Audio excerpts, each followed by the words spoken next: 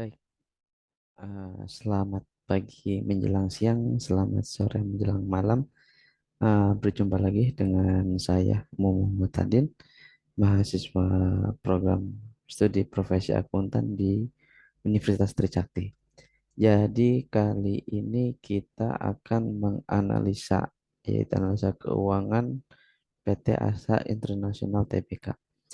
Kalau dilihat dari sejarahnya, PT Asa Internasional itu merupakan salah satu perusahaan yang memiliki gurita bisnis dari bidang otomotif, jasa, keuangan, terus lagi apa namanya dari perkebunan sawit dan lain sebagainya. Jadi ini merupakan salah satu gurita bisnis PT Astra Internasional TBK. Jadi kita sekarang mulai uh, menganalisa di bagian pertama itu ya.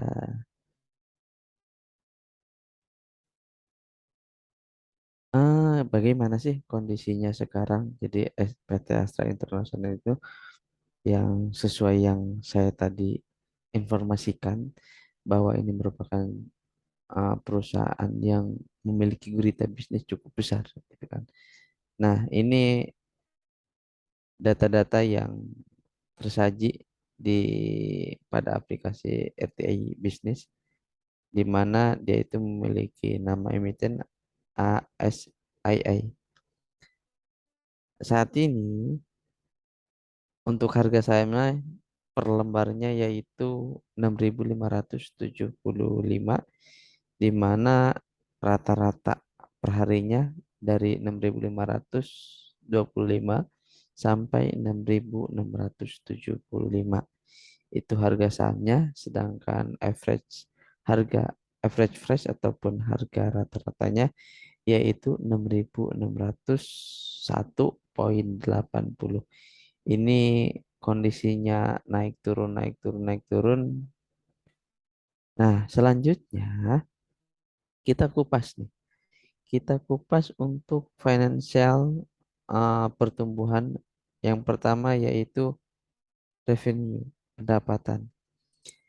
Jadi setelah pandemi ini, PT Astra Internasional terus melakukan adaptasi-adaptasi, bagaimana melakukan pemulihan-pemulihan ekonomi, bagaimana ya termasuk dari revenue-nya. Di sini dalam waktu 5 tahun terakhir, jadi yang 2022 ini cukup tinggi ya, sampai kuartal kedua atau sampai bulan Juni, karena untuk kuartal ketiga ini tahun 2022-nya belum rilis nih. Jadi sampai baru bisa dikaji, dianalisa sampai kuartal kedua saja. Nah, untuk kuartal kedua tahun 2018 ini memiliki revenue pertumbuhan sebesar 14,81%. 2019 turun 3,22%. Nah, yang 2023 minus 22,71%. Ini salah satu dampak dari adanya pandemi COVID 2019, sehingga dari revenue untuk apa namanya untuk perusahaan sendiri turun sampai minus 22,71%. Nah, di 21 untuk pandemi ataupun COVID-19 ini sudah mulai melandai, sehingga mulai ada pemulihan-pemulihan yang berdampak kepada revenue yang positif sebesar 19,60%.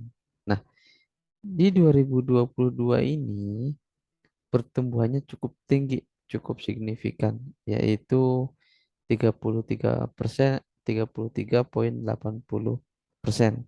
Nah, ini emang sekarang perusahaan sedang menggenjot-genjotnya untuk apa namanya untuk mengadaptasikan setelah menghadapi masa pandemi. Nah, sedangkan di bawah ini adalah net income growth atau pertumbuhan pendapatan bersih. untuk 5 tahun terakhir di sini dari 2018. 2018 mengalami pertumbuhan positif 10,98%. 2019 negatif, sedangkan 2020 masih positif sebesar 16,07%, dan 2021 itu negatif sebesar 22,39%. Nah, kembali lagi di 2022 ini sangat signifikan di mana pertumbuhannya sebesar 105,80%. Nah, selanjutnya kita akan analisa lagi mengenai cash flow-nya nih. Cash flow-nya di mana di sini ada terdiri dari operating, investing, financing, cash reserve, dan net cash change. Di mana masing-masing selama 5 tahun ini ada yang pertama yaitu untuk investing. Investing ini di 2017 sebesar 19, masih minus ya. Terus di 2018 turun, 2019 naik lagi, 2020 naik. Tapi dikarenakan ada masa pandemi, diturun lagi nih untuk investingnya, di 2021 sama di 2022. Terus kondisi selanjutnya yaitu mengenai operating. Operating di sini di 2012 sekitar 19 triliun. Setelah itu mengalami kenaikan di 2018. Nah, 2019 dia mengalami penurunan. 2020 sampai 2021 cukup ada kenaikan, sedangkan di 2022 itu ada penurunan. Itu untuk sekilas untuk cash flow perusahaannya ya. Jadi ada mengalami kenaikan maupun penurunan. Ini salah satu dampaknya itu yaitu pandemi COVID-19. Nah, yang terakhir kita lihat juga nih selama 5 tahun terakhir bagaimana sih kondisi profitability-nya. Yang pertama yaitu kita bisa lihat yaitu net profit margin ataupun NPM. NPM dari 2017 sampai 2021 cukup cukup sama, dan sedangkan di 2022 ini mengalami kenaikan sampai 12%. Sedangkan operating profit marginnya ataupun OPM yaitu dari sekitar 10%. 2018 tidak ada kenaikan yang signifikan, di 2020 turun karena ini benar-benar di masa COVID-19, sedangkan di 2021 mulai ada pemulihan sampai ke 2022.